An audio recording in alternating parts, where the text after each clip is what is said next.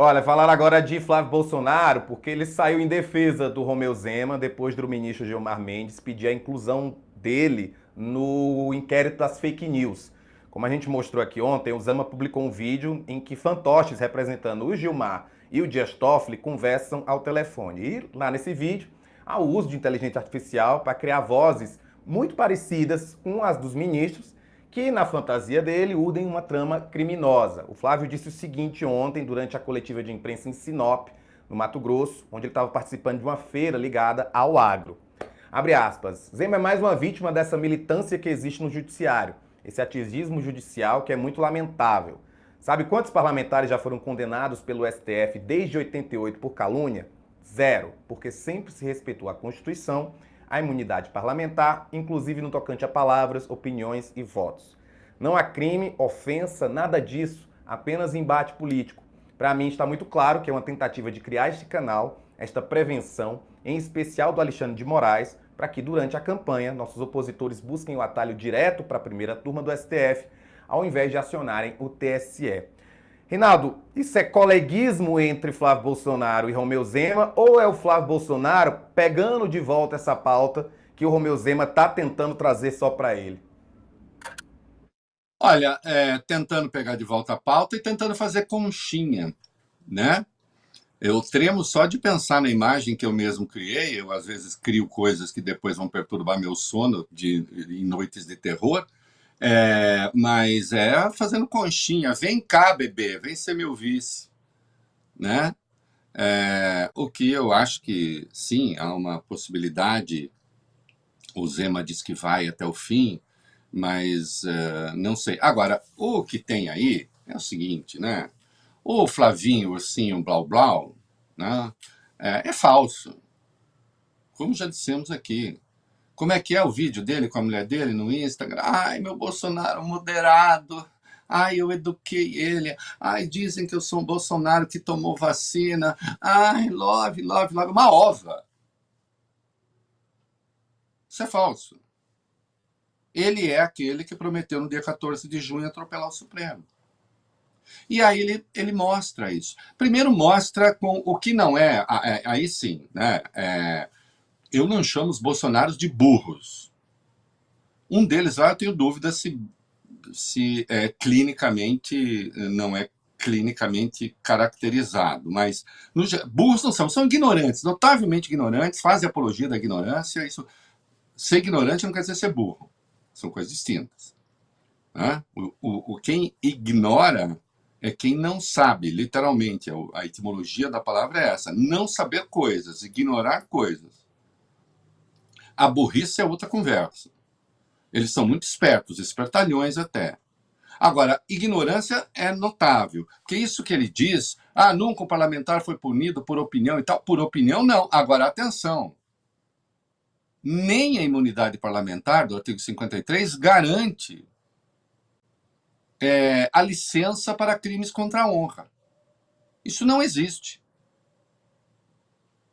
Crime contra a honra não está contemplado na chamada liberdade de expressão. Aliás, nenhuma forma de crime. Você não, Juiz Holmes, uma coisa famosa nos Estados Unidos, quem não souber procura, pesquisa, mas não agora, né? Agora fica olhando aqui para nossa cara linda. Depois vai pesquisar. Mas a máxima do juiz Holmes, dos Estados Unidos, é lícito gritar fogo num teatro cheio quando isso é falso? Em nome da liberdade de expressão? Sabendo que você vai matar pessoas? Em razão do tumulto que você vai criar? A liberdade de expressão justifica que você grite fogo num teatro cheio? Vamos pensar em termos puros. Isso é liberdade de expressão? Ou isso é crime? Então não existe essa de que a liberdade de expressão é um bem absoluto que não sofre a mediação, o corte, a intervenção de nenhuma outra instância. Isso é falso, isso é mentiroso. Não é? Senão não chamaria liberdade de expressão, né, Rafael? Chamaria Deus. Olha, Deus, que pode tudo. Né? E mesmo assim, há uma dúvida se Deus pode tudo, né? Será que pode? Tem o paradoxo da onipotência, que eu adoro, né?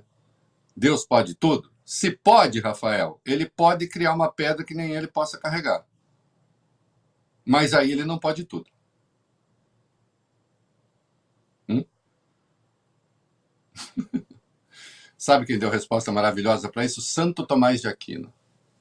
Santo Tomás de Aquino, o genial Santo Tomás de Aquino, o maior pensador, um dos maiores de todos os tempos, diz o seguinte: sim, Deus é onipotente para as causas possíveis. Ah, bom. Então transformar cocô em ouro não, porque é uma causa impossível. Né? Então vamos lá, a liberdade de expressão não pode tudo. O Zema acusou o Gilmar Mendes de vender uma decisão judicial. Que no vídeo que ele fez, o Toffoli pede ao Gilmar uma decisão e diz: em troca você vai lá no meu resort participar de jogatina. E depois aparece o Gilmar todo pimpão no vídeo. Né? Então, não, é uma calúnia. Crime contra a honra. Não pode e não deve ser admitido.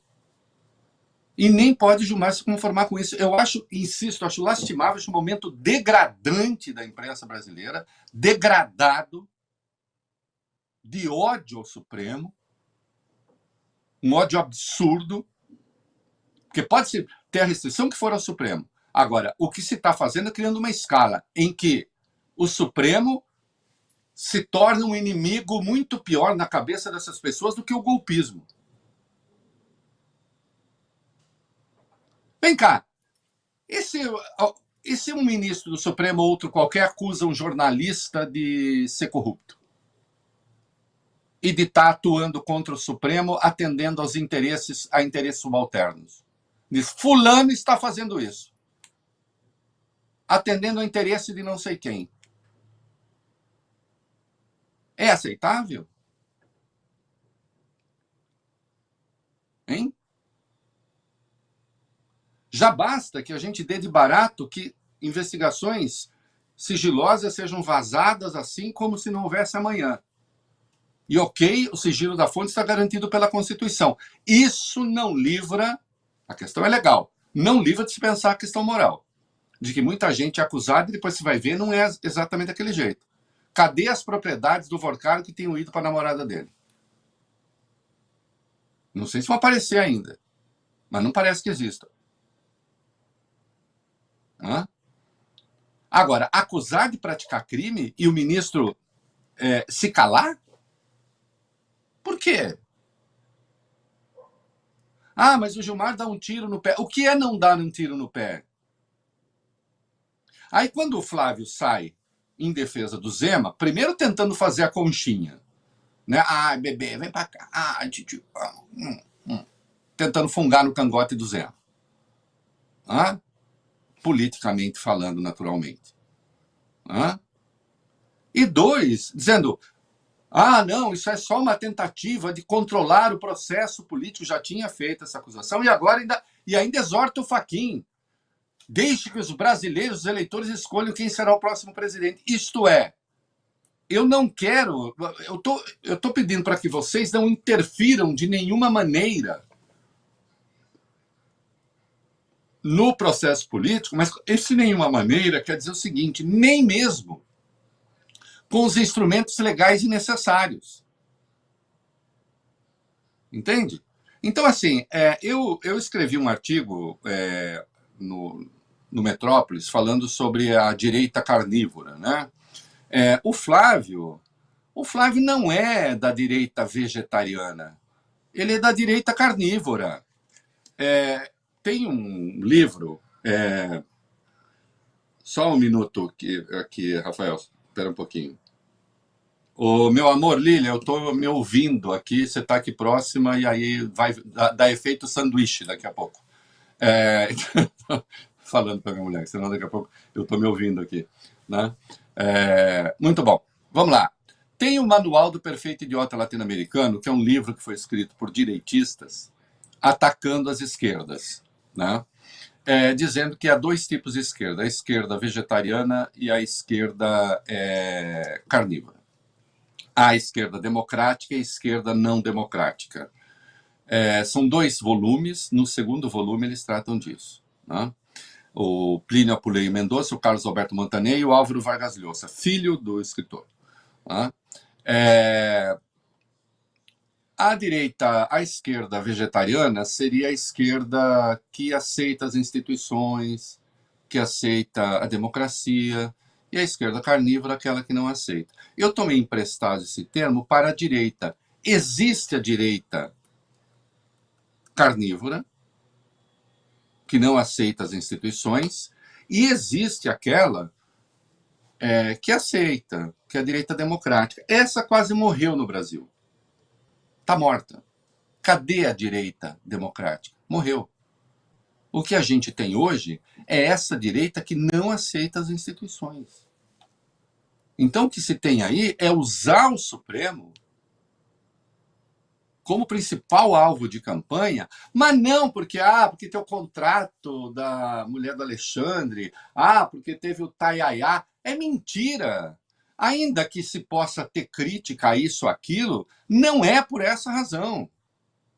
É porque o Supremo cria entraves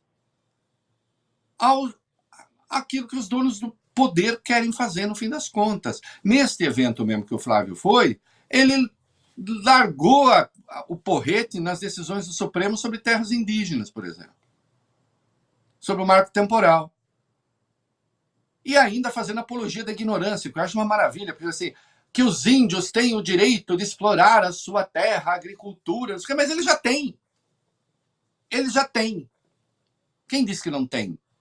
Apenas que é preciso fazer segundo regras. Né? Mas já tem o direito. Mas eles não podem... A mineração, por exemplo, eles não podem explorar abertamente. Ainda bem, porque ninguém pode.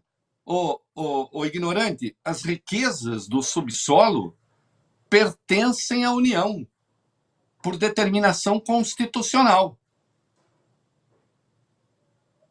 Agora, esse é o filho do cara que foi se encontrar com garimpeiros ilegais quando era presidente, né? Agora, acho bom que tenha acontecido esse troço. Primeiro que, claro, ele está lá caetituando o voto do agro mais reacionário e tal, mas esse voto já é deles mesmo, ou é dele, ou é do Zema, ou é do Caiado, enfim, do Lula não será, né? O Lula parece ter sido bom demais para eles, e aí eles ficaram assim, já é nosso mesmo, vai ter plano safra, então tá tudo bem, né? Agora a gente não quer o Lula, né? Então, não será. Agora, é bom que aconteça para ficar claro que o Flávio Fofo é falso. O Flávio Fofo é uma invenção de certo colunismo brasileiro, do perfeito idiota de direita que se finge de centro. Ele não existe. O Flávio é um candidato de extrema-direita, da extrema-direita carnívora, não vegetariana, se metaforicamente herbívora em razão dos dons do pensamento é outra coisa. Mas é carnívora politicamente, agressiva e golpista, porque até que ele não tire a entrevista de 14 de junho, ele é golpista. Ou aquilo que ele prometeu era o quê? É isso. Olha, tá falando de Flávio Bolsonaro e Zema, vamos falar de Zema, que o ex-governador de Minas Gerais e agora pré-candidato do novo à presidência, voltou a atacar o Supremo ontem quando se reuniu com parlamentares de oposição aqui em Brasília. O Zema disse que o STF é o pior da história e acrescentou o seguinte: o Supremo no passado era a instituição em que o Brasil se apoiava para resolver suas crises. O Supremo era o bombeiro do Brasil. Agora é o contrário, o Supremo é o incendiário do Brasil. É o bombeiro que chega jogando gasolina, só agravando a situação. Depois do Gilmar Mendes pedir a inclusão dele no inquérito das fake news, parlamentares de oposição decidiram acrescentar um novo pedido de impeachment do ministro decano do Supremo. Eles também vão encaminhar uma notícia-crime contra Gilmar à Procuradoria-Geral da República e uma manifestação direcionada ao Fachin, presidente da Corte. Bom, é delinquência, né?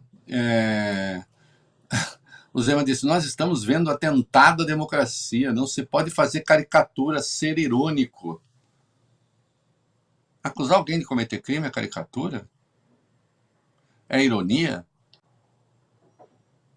Ironia do Zema?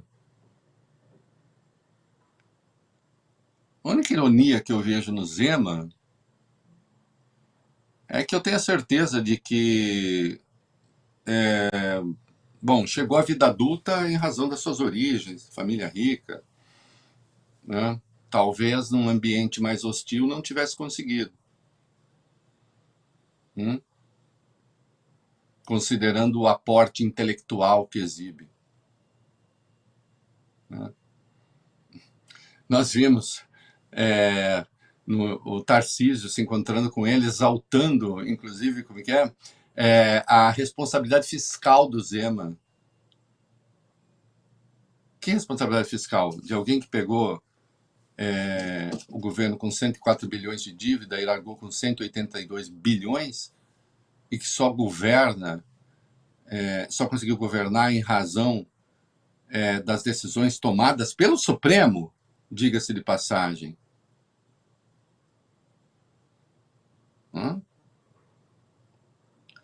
O ministro Gilmar, eu estou avançando um pouquinho para o item seguinte, o ministro Gilmar participou de uma entrevista, considerei uma entrevista ontem ao Jornal da Globo, né? E ele diz que o Zema está tentando sapatear para aparecer. É um jeito gentil, né? A minha caracterização dele é outra, com todo respeito à profissão. É de quem põe o nariz vermelho, né? Para tentar parecer engraçado.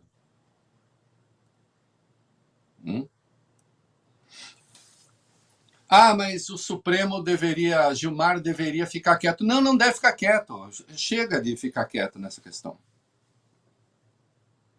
Chega de ficar quieto nessa questão. Tem que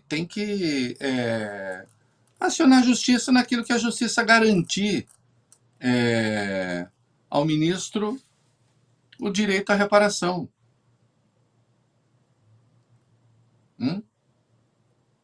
Insisto, jornalistas podem ficar sendo acusados de cometer crimes. Uma coisa é você...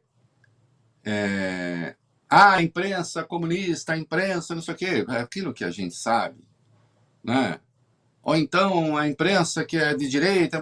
Esse debate é um debate ideológico que é legítimo fazer, muitas vezes com coisas burras, né? Agora, quando você acusa de cometer crime, aí não. Aí é preciso que se tome as devidas providências. Eu sei que o Supremo está no alvo. Agora, quando eu digo há um limite, não é que há um limite para fazer apuração e tal. Há um limite no exercício da crítica que não atravesse a linha criminosa. É que agora virou assim, Supremo, grande mal do Brasil, veja o caso Master. Fica parecendo que o caso Master, e o ministro lembrou isso, fica parecendo que o caso Master foi inventado no Supremo. Aliás, o ministro falou muito bem, se vocês querem investigar direito o caso Master, vão para a Faria Lima. Não quer dizer que não se possa fazer análise das questões que dizem respeito ao Supremo. Mas é que fica parecendo que agora todo mundo... Vem cá, os CDBs do Master não eram vendidos pelos outros bancos? Se você tinha suspeita de que o Vorcaro chefiava uma organização criminosa, porque agora todo mundo ficou especialista, por que vendeu? Porque o banco tinha uma atuação regular. Por que veículos de comunicação faziam seminários com o Master? Por que o Master era um dos maiores anunciantes do maior grupo de comunicação do Brasil? É porque se sabia que ele era criminoso? Mas agora se tenta qualquer proximidade com o banco que atuava regularmente, já vira uma ação criminosa por definição. E aí vira o Supremo o principal alvo dos ataques? Não, né? Tem alguma coisa errada aí. Sabe o que está errado aí? O que está errado aí não é questionar contrato, não é questionar nada disso. O que está errado aí sim, é fazer doente que salvou a democracia o principal inimigo do Brasil. É isso. Sem prejuízo, insisto, de que se veja o que lá não vai bem. Mas hoje não é isso que está em curso. Hoje até uma decisão regular, normal, decente de um ministro é tomado como parte de uma conspiração. Não se acusou? Ontem, até estava na nossa pauta, não deu tempo, não se falou que Alexandre de Moraes, que concedeu uma liminar no dia 27 de março, estabelecendo alguns parâmetros para que se passem os relatórios de movimentação financeira do COAF para entes de investigação e tal, isto é, tem que ter um crivo judicial, tem que ter uma razão, você não pode ficar distribuindo isso por aí. O Alexandre decidiu isso no dia 27 de março. Está claríssimo na decisão, basta ler o que está lá, o documento é público, que era a liminar valia a partir da sua existência, como 99,99% das liminares. Liminar não costuma ter efeito retroativo, raramente tem. E também essa não tinha. Aí, um monte de advogado começou a tentar suspender relatórios passados. É do jogo, tenta. Para evitar a confusão, Alexandre deixou claro, fez um esclarecimento, a minha liminar vale a partir da data. O que é que se noticiou? Alexandre recua. Recua em quê? Ou então disciplinamento das delações, que é necessário. Fez isso tentando se proteger. Tem coisa que não é cobertura jornalística, é só depredação de instituições. Eu não estou propondo censura, cada um faça o que bem entender. E eu faço análise que eu também acho que tem que ser feita. Não? É isso. A gente segue falando de STF porque o ministro decano do Supremo, Gilmar Mendes, ele defendeu a proposta de reforma do Judiciário que foi apresentada pelo também ministro do STF, Flávio Dino. A gente até comentou isso aqui ontem. O Gilmar apontou que é preciso mexer em penduricalhos que são concedidos a magistrados e se toma decisão sua nesse sentido. Só que ele destacou também que há problemas em várias áreas que demandam outras reformas e que o todo não pode recair somente sobre o judiciário brasileiro. O Gilmar disse o seguinte para a Folha de São Paulo: defenda um pacto mais amplo, costurado pelo presidente da República e pelo Congresso Nacional. Está tudo muito confuso e quando aperta, todos correm lá para o Supremo. Vem cá. Começo por essa frase. Verdade ou mentira que quando aperta todos correm para o Supremo? Inclusive a extrema-direita. Por um acaso o Supremo atravessa a rua para ir buscar causa? Isso não existe. Se o Supremo não é acionado, não existe nem instrumento para isso. Se reclama tanto do 4781, que era das fake news, porque, primeiro, que o artigo 43 do regimento do Supremo autoriza a abertura daquele inquérito. É legal. E, de fato, ali era o Supremo próprio alvo. Então, sim. Agora, no geral, o Supremo atua, as tais das decisões monocráticas, porque ele é acionado pelos atores políticos. Agora, uma reforma do judiciário é importante, e o Dino colocou 15 pontos que são importantes, sem dúvida. Agora, Gilmar está dizendo, mas só o judiciário? Nós temos muitas outras coisas que nós podemos pensar. No âmbito do Poder Executivo, no âmbito do Legislativo. Vem cá, nós vamos passar, isso eu pergunto eu, nós vamos passar por uma reforma do judiciário, o que nome tenha, por um processo de transformação do Brasil, e nós não vamos tocar, Rafael, nas emendas? Nós continuaremos a torrar 60 bilhões por ano? Sabe-se lá onde? Um dinheiro que é pulverizado e que impede que não é investido em eixos estruturantes de desenvolvimento, nada, só para alimentar o esquema eleitoral e a máquina eleitoral, que se autorreproduz com dinheiro público. Nós não vamos pensar isso? Sim, precisa haver um disciplinamento das CPIs em benefício da investigação, não contra ela. Em benefício da investigação. Que as duas últimas CPIs resultaram em quê? Muito especialmente do crime organizado. Que, de resto, abandonou o crime organizado para ser uma CPI do Banco Master e depois não quis ser uma CPI do Banco Master e quis ser uma CPI contra o Supremo. E que terminou com um relatório ridículo. Só para que depois o relator pudesse ficar fazendo beicinho, dizendo, ai, como eu sou perseguido. Num caso, sim, escancarado de abuso de autoridade. Então, vamos pensar tudo. Vamos pensar tudo. Ah, não, o Dino fez isso porque quer tirar os holofotes do Supremo. Primeiro que ninguém tira os holofotes do Supremo, porque a imprensa não deixa, e a pauta é essa, e acabou, e nós estamos vendo golpista pegando carona em discurso de jornalista. Cada um que se sinta à vontade também, até aí faz o que achar melhor. Né? Eu só acho que o limite deveria ser o Pacto Democrático.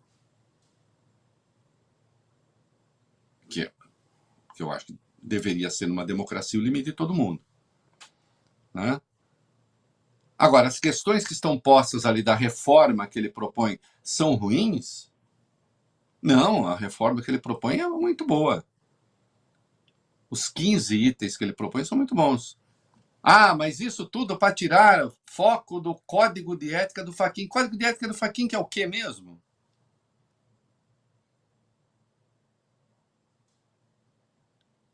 Vem cá, com o Código de Ética do Fachin,